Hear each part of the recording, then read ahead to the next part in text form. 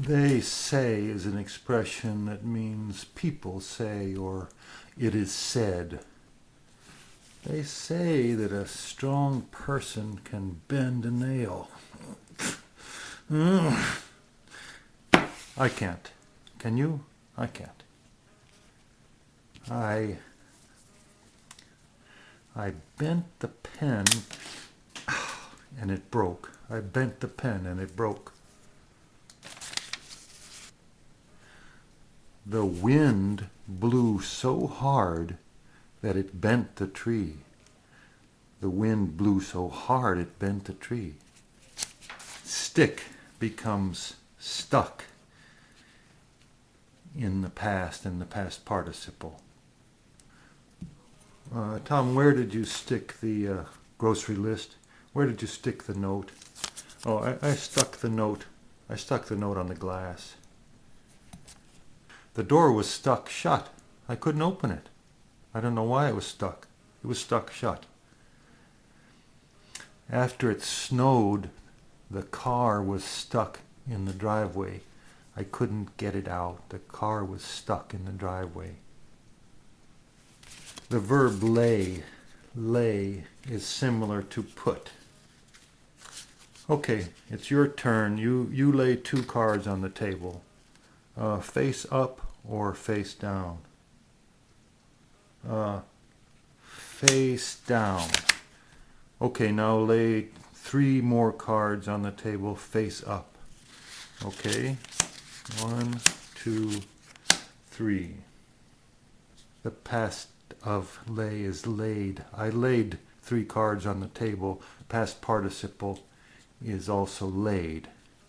The cards were laid on the table.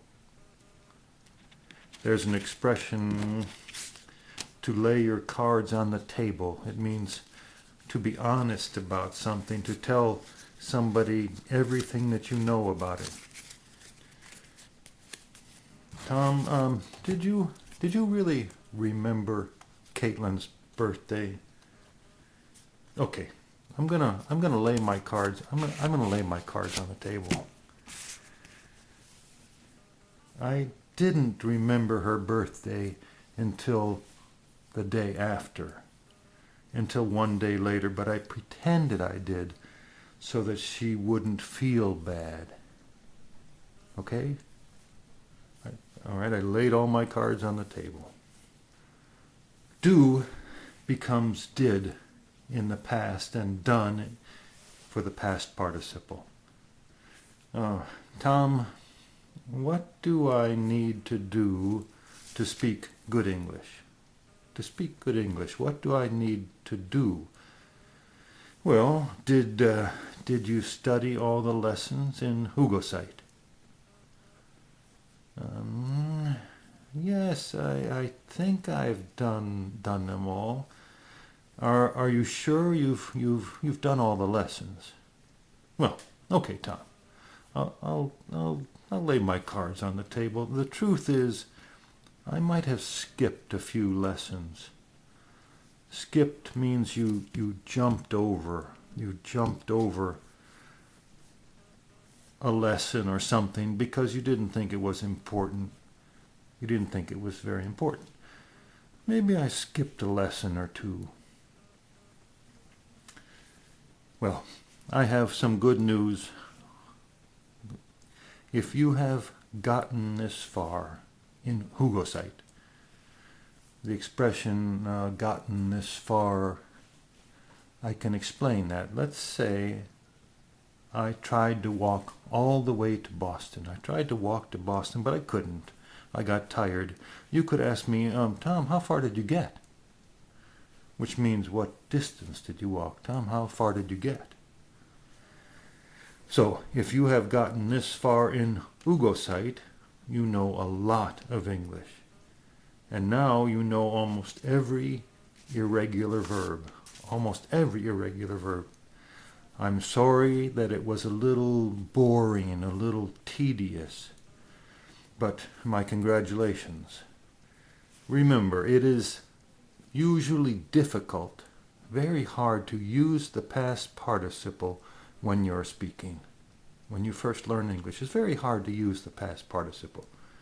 But you need to recognize the past participle. You need to understand it when you see it or hear it. But you do need to know the simple past. I learned English.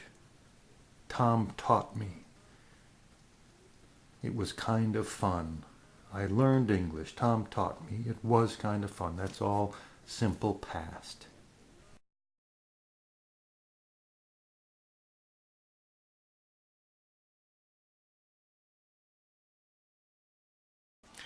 A book that tells you how to make different things to eat is called a cookbook. A cookbook or a recipe book. A cookbook is filled with recipes. A recipe tells you how to make something to eat. This is my favorite cookbook. It's called The Key to Chinese Cooking. The Key to Chinese Cooking. This is a key called The Key to Chinese Cooking. A cookbook is a very good way to learn English. Let's try a recipe, you and I. Okay? The first part of a recipe is called the name of the recipe. This is called chilled sweet and sour red onions. You know sweet, you know sour, you know red, and you know onions. Chilled is cold. It's like cold.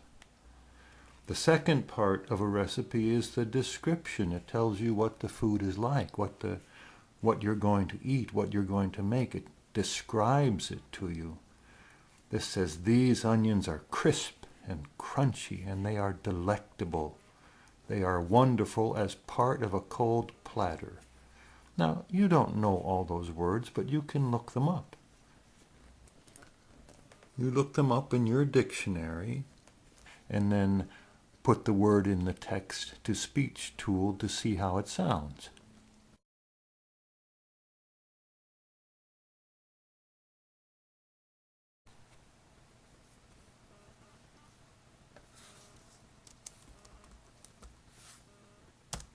Google Gadget. Text-to-speech tool. Google Gadget. Text-to-speech tool. Apple free.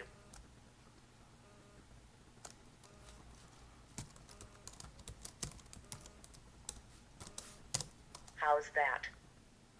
The third part of a recipe is called the ingredients. The ingredients are the things you need to put in the dish.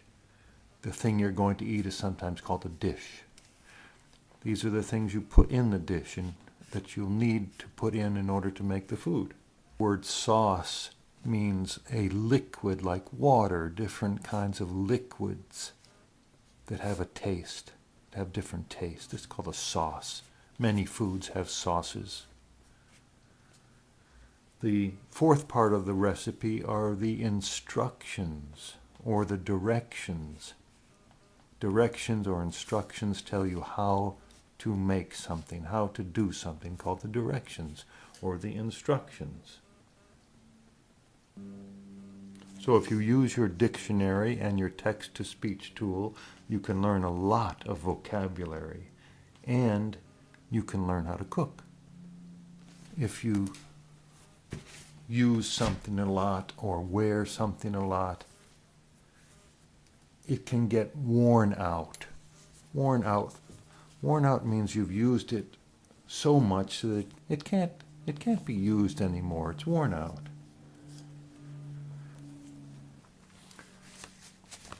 This is the same cookbook. I wore it out.